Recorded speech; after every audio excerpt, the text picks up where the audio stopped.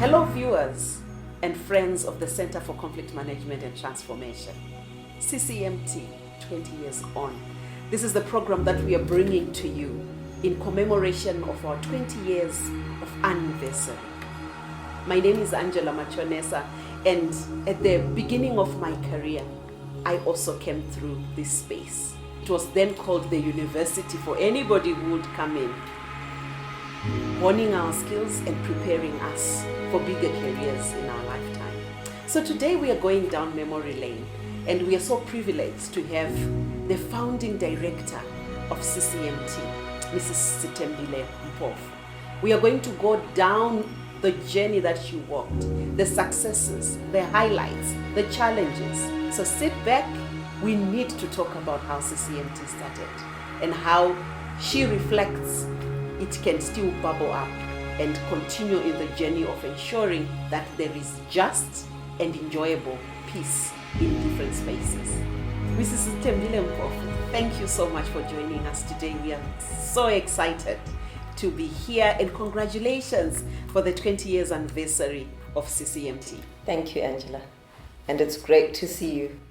Thank you. So this lady really couched a lot about who I am, and I am extremely grateful that today I have to sit with her across the table and really talk about some of the most important things that helped form Ccmt.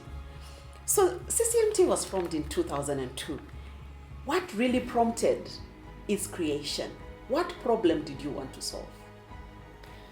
What happened in 2002 when Ccmt came to be? It was in the aftermath of the referendum that had been held in the country in the year 2000. And after the referendum, there were many upheavals around issues of land in the country.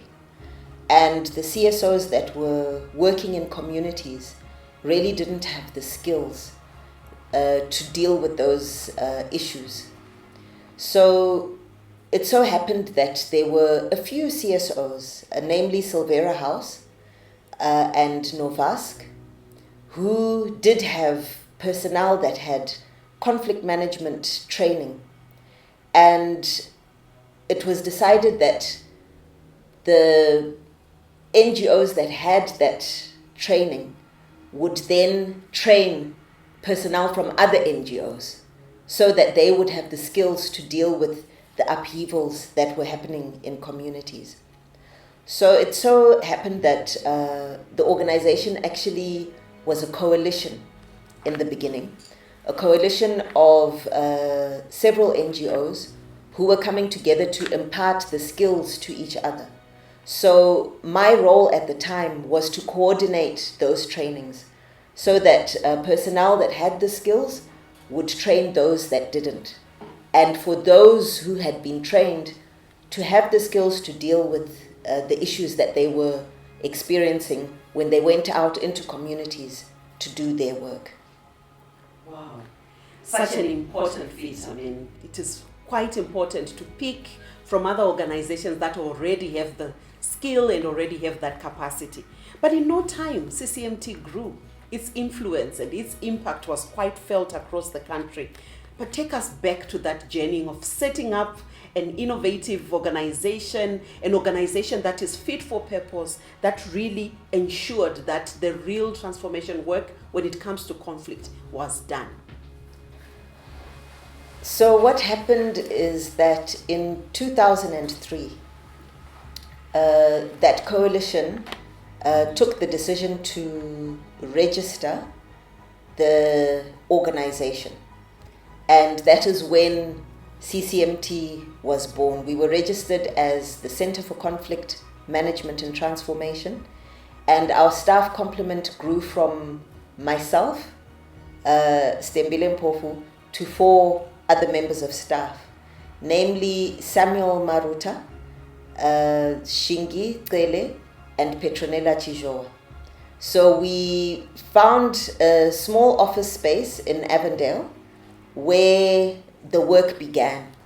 And the beginning of the work was very much around us also gaining the skills we actually began with a research around community conflicts. How would we deal with the conflicts that were on the ground, and carried out a publication. We wrote a book. So Sam and I wrote a book, and that book was called Now That We Know, where we went out into different communities in the Midlands province to find out what their issues were.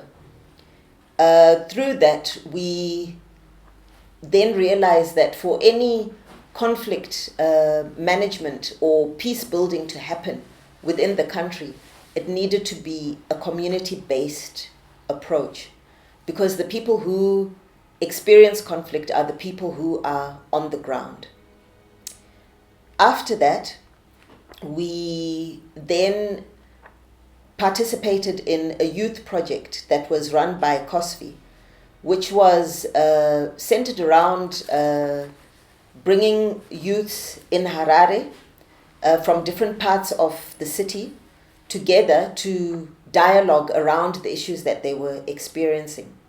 This approach was the sustained dialogue approach, and it was an approach that had been started by Kettering Foundation, an organization in the USA. And the idea behind sustained dialogue was that, given an opportunity to discuss issues that are affecting people, and in this case it was youth. So we had groups from the university, from Bare, from Mufakose, Zivarasekwa, Chitungwiza, youths who came together to discuss the issues that they were experiencing. And the idea around sustained dialogue was that sitting together to discuss these issues, you would have the opportunity to really reflect, to get people's ideas, and over time, the root causes of the challenges people were experiencing would then emerge. Because what happens usually when people experience challenges, they deal with the symptoms, right, as opposed to the root causes. Mm-hmm. And the sustained dialogue approach was to help people to actually think through what the root causes of their issues was. And by doing that, the root causes are easily then dealt with. So you're not dealing with the symptoms of an issue, but you're dealing with its actual causes. Mm-hmm. Mm-hmm. It's interesting because you really started off from an informed basis. You had research, you wrote publications, and you went on to use best practice. So for 14 years you were at the helm. First as a coordinator, you said, then later as the executive director. And you had already started talking about the successes. Obviously, when I came into the organization, reading and learning about sustained dialogue, it was quite enlightening to me. But take us to those highlights, those key notes, those bright spots. When you sit back now and look back, that you are so proud of, that you achieved while you were at the helm of the organization. Sure. We had the opportunity, after participating in the youth dialogue process, COSFI had come to the end of their time in the country. It was an Italian organization, and they requested that CCMT take over this project. We did that, and that was the first, or maybe the second, growth of the organization, because we took on the staff that had been handling that project, and the staff complement grew. We moved into larger office premises, and that came with its challenges in terms of myself now being the director, after being a coordinator, coming in as a director, and now having to manage a much larger staff complement.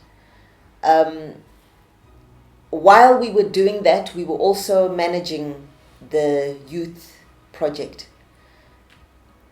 I think back to those days and how young I was at the time, and it was a very overwhelming time. I went through a very steep learning curve, dealing with people, dealing with personalities, and also setting up the structures of an organization, which is something that we don't normally think of in terms of the need to set up proper policies, the need to set up an administrative structure, so that the people who are within the organization are aware of the boundaries, what they can do, what they can't. And that was a very steep learning curve, but I think one of the high points of my professional career. From setting up, taking over the youth groups, it was very rewarding in terms of seeing how the youths actually came up with solutions to some of the issues that they had identified as their challenges. And it's very rewarding to see many of the youths that we dealt with at the time are successful individuals going through life. Well, now they're much older, but they've managed to get through life and build something for themselves. Right, youth that have already are building lives for themselves, and I could be one of them because I came through this journey, and we are celebrating 20 years anniversary since Ccmt was formed. Stay with us.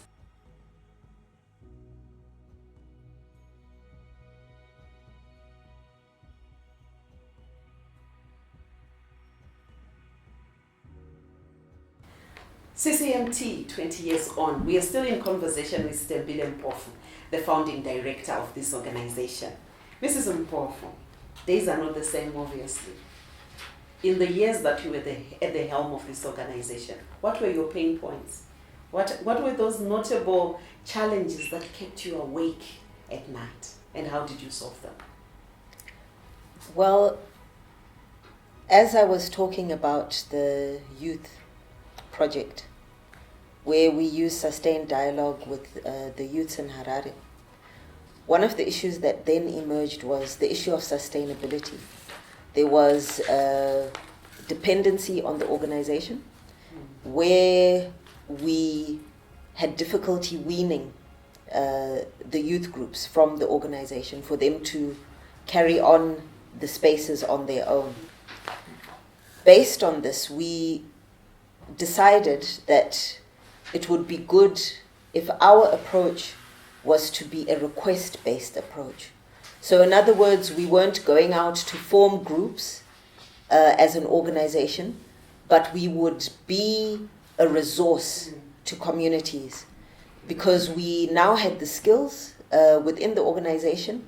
Our staff complement was well equipped in terms of mediating dialogues, and we saw ourselves now as a resource where a community that was experiencing conflict could come to us and ask us to help them resolve their issues.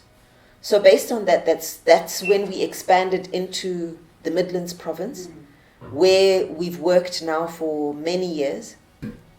And our approach was to go into communities, but also recognizing the fact that a community doesn't exist in a vacuum. There are structures that are within a particular context that they need to deal with.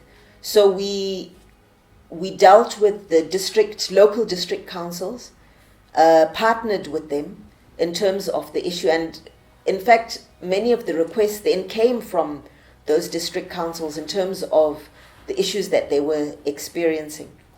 And this approach required us to adapt the sustained dialogue approach into the Zimbabwean context. And it wasn't too difficult, because our own traditional systems deal with bringing together people who are in conflicts into Dari. Yes. And so it wasn't a concept that was alien to the communities. And that's how we dealt with that challenge. And it set CCMT off in a totally new direction.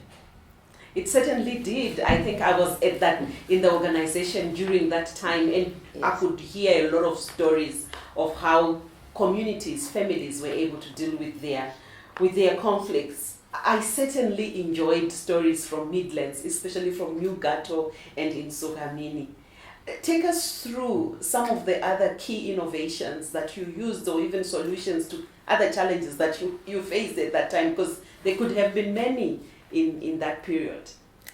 New Gato and Insukamini were two of our first successful sustained dialogue processes in the Midlands. New Gato was dealing with a school that had issues around the payment of school fees, and this had brought a lot of conflict into the community. And Insukamini was around an irrigation scheme where there were political actors in conflict around that resource. And we managed to successfully mediate a dialogue in those two communities to a point where the communities were actually able to resolve their issues and to actually come up with very clear strategies on how to go forward with those issues. And the insights that we gained from those cases was that a lot of community conflicts have a tendency to then become politicized when the political space allows. So many of the political conflicts that we heard of during election times were actually based in community issues, which pointed to issues around policies that local government had in place, or even national level policies that were causing these conflicts. And that is when we decided that apart from mediating dialogues, we also needed to help local authorities look at the policies and how these policies might be causing conflicts within the community. And that is when our advocacy approach was born.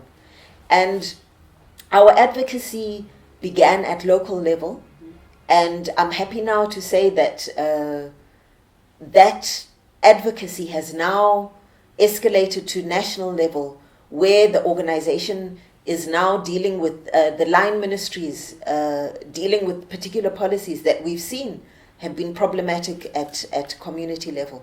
And that is one of the successes in terms of dealing with the challenges that we met at community level, where we are saying our advocacy approach is one that is informed by community level issues and is now informing national level policies. Wow, so profound. All advocacy is local. It has to be local. Yes. It must have currency from communities. Yes. 20 years on, Mrs. Mpofu, are we still on course? Is CCMT still on course towards a just society that is building sustainable peace? Are we still doing it right? I believe so, and I believe that is one of the reasons why we are on course, is that in a way we've gone back to where we are working with other organizations, which is through the Peace Building Network of Zimbabwe, which again brings together CSOs, as we did right at the beginning, brings together CSOs and has them working together now to deal with and resolve and assist communities resolve different issues that they are experiencing.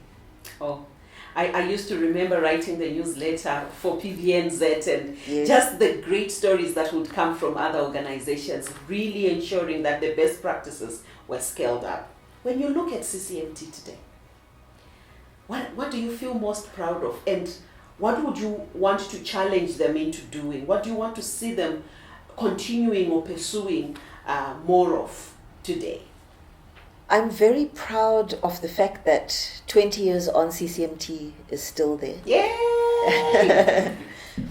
And 20 years on, CCMT is going strong, and I have moved on to the Council of Elders, which means that my role is really to come in and celebrate their successes, and where there's institutional memory required, they can always call on me. And I think in terms of going forward, especially with issues around climate change, issues around education, that CCMT is well equipped in terms of its foundation to be able to deal with those issues. And my advice in terms of going forward, I would say CCMT taps into the local knowledge and indigenous systems that are already present within our community, within our culture, and helps those inform whatever strategies that they are going to use for their future programming. Because I think that there's a wealth of knowledge that is very much unexploited, because we have a tendency to use our bookish knowledge, whereas indigenous systems are a wealth of knowledge that is untapped and can actually inform future programming. Tap into the richness of communities, the indigenous knowledge systems. We are still with Ms. Stembile Mpofu, really going down memory lane as we commemorate CCMT at 20.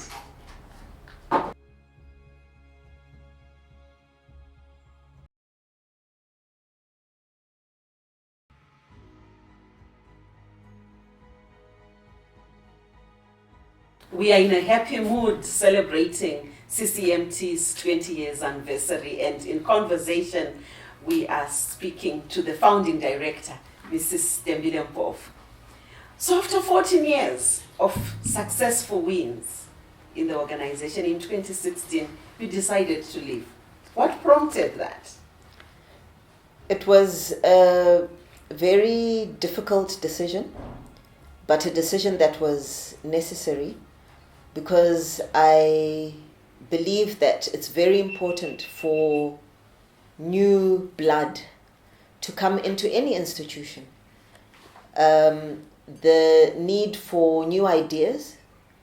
The younger generation sees the world differently, and in order to remain, for the organization to remain relevant and to be able to adapt and to have new energy, I felt that my time had come to an end, and it was time to usher in a new order, so to speak. A new order, no struggle, no conflict, no contestation. In a lot of organizations, there is a founder syndrome, and I think congratulations for doing that. Thank you. Take a leaf from having such a great succession plan that worked. So I've noticed that today CCMT is such a young staff complement. What would you say? And you said that to me when I came here that year. What would you say to the young staff that are in this team today to also follow the footsteps of the journey that you walked? I think my greatest advice is that for any young person starting off their career, that wherever you are, use your place of work as your university. There's no greater teacher than experience. There's no greater opportunities than those offered by your workplace, because you get exposed to many different issues, whether you're dealing with finances, whether you're dealing with fundraising, whether you're out there in the community. Every single opportunity is an opportunity to learn, to build up your skills, because there isn't anyone who can be a one-man show. But those different skills will serve you well wherever you go in your career.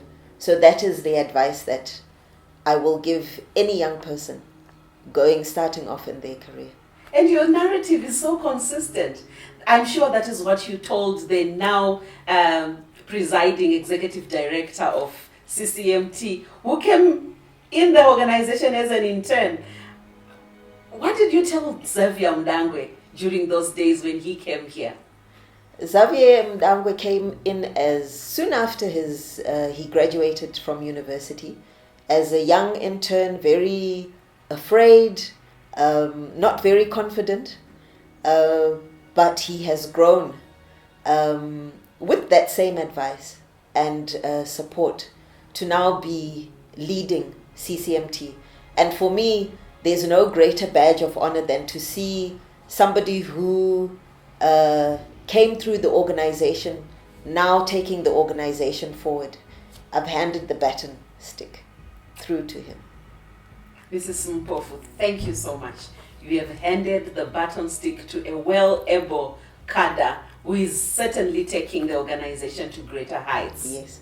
Viewers, that has been the story of CCMT 20 years on. Really going back down memory lane to think and reflect about what really prompted this idea, the visions, the highlights, the pain points. But Mrs. Stembile Mpofu here has told us that the organization is growing in leaps and bounds. We are celebrating our 20 years and we want you to be part of it. Follow us on our social media handles and really be part of this journey and part of the vision that we have to create societies that have sustainable peace. It's been a pleasure to be with you, and let's go on and preach the gospel of peace.